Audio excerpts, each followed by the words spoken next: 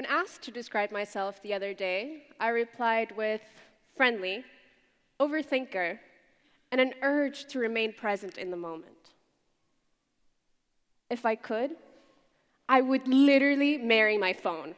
That's how much I love it. At the same time, though, I hate my phone. I find myself using it so often that I actually don't get to enjoy what's going on around me and those I'm with. So I did what any girl would do, and I wrote a poem to my phone and to my laptop and to every other smart device that makes me a little more socially dumb. Here's an ode to technology from the friendly overthinker herself. Ode to joy and freedom, and forevermore to technology. Unlock your devices only to find they've kept you under lock this whole time. But of course, you probably didn't realize, because 25% of teens forget major details of close friends and relatives. 7% of people forgets their own birthday, and 39% of Americans have lost an item or forgotten one basic piece of information in the past week. And if you think numbers don't matter, why is it you know exactly how many reactions your past post got? As if your worth were measured by the views on your story, or the comments on your photo, or the replies to your snap. You are not a number. You are you, I am me, we are we. And yet, we claim we use these things because they make us feel connected. But to that I say, dear iPhone X in space gray with 64 gigabytes, you look so innocent, just lying there, beeping every now and then, exhausted from the marathon that is bringing me messages from relatives that are casually halfway across the world. You are deputies of the modern age. Yet you almost never die. Almost. Emphasis on almost. And you just make me feel so connected. But riddle me this. How is it your touchscreen makes me lose touch with those around me? Why is it your home button brings me further from home every time I press it? Why did my mom have to text my brother the other night to ask if he liked dinner when there were approximately 50 centimeters in between them? Phone. How is it I'm constantly fooled by your dual 12-megapixel camera to take a picture of a landscape I can very clearly see with my own two eyes? Thank you very much. Our noses are in between the world's most beautiful cameras. Just let me use them. But phone, understand I'm not mad you make me do all these things. I'm mad because you take my time, and time itself claims it's a gift. So, dear time, if Einstein came close when he called you an illusion, if you're nothing but a mere party balloon stretching and expanding, if two black dots on the latex never actually grow further apart, if it is just the rubber that lengthens the gap between them, how is it Instagram's algorithm still refuses to post chronologically? How hard can it be? Time.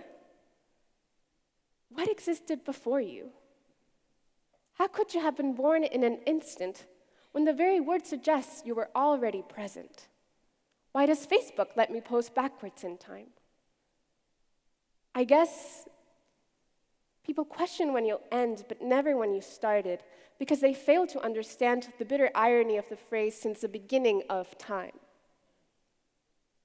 So they glance at their watch and they flex their wrist, they clench their fist, fighting a battle against you that they've already lost.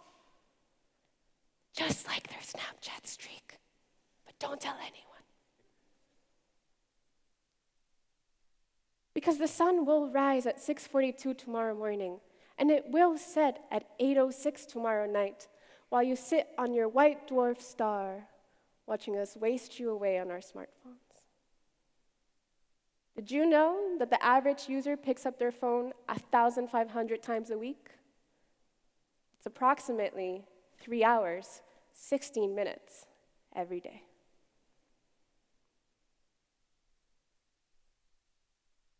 So dear MacBook Pro, 15 inches with Retina display and heaven knows what else.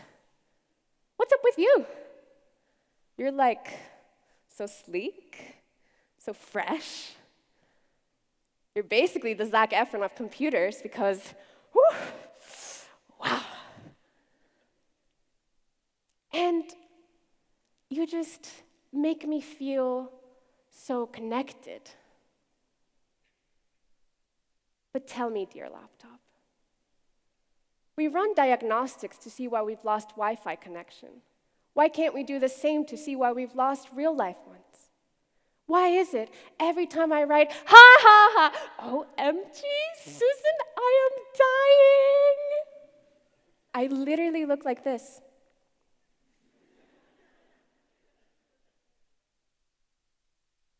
I mean, let's be real, guys. If we actually dropped dead every time we said, I'm dead, this place would be looking a lot more like the set of Bird Box. And why does an office worker check their email inbox 30 times every hour? Are the lines of your keyboard laced with cocaine? Because I swear, sometimes when I'm going to bed, I can still hear the click, click, clack of my typing, soothing me to restless sleep.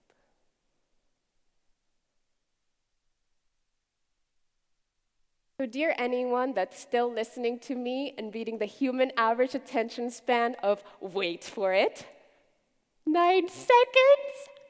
Wow. Congratulations.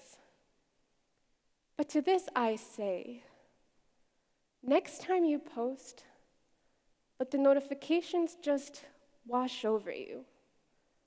Let the love you do receive weigh more than the love you didn't get. Listen, don't hear. See, don't look. Be present in the moment that was gifted to you, to be face to face with actual people.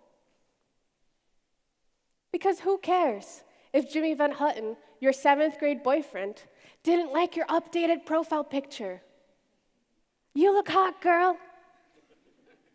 You do too, and you. And the people up there, I can't see you, but I'm sure you look hot too. And you all know it. So let it go. Put your phone down every now and then. It won't miss you. Your mom does.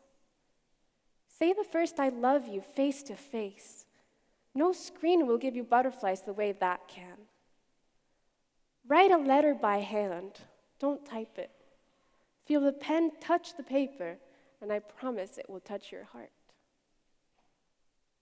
Allow your soul to create a limbo where man-crush Mondays and throwback Thursdays don't exist. Breathe in the ocean of your thoughts. They won't drown you.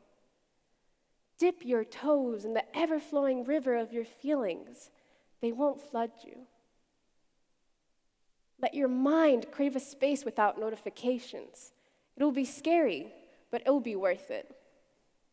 Because beyond this world of in-plex interconnection exists a place of airplane mode only.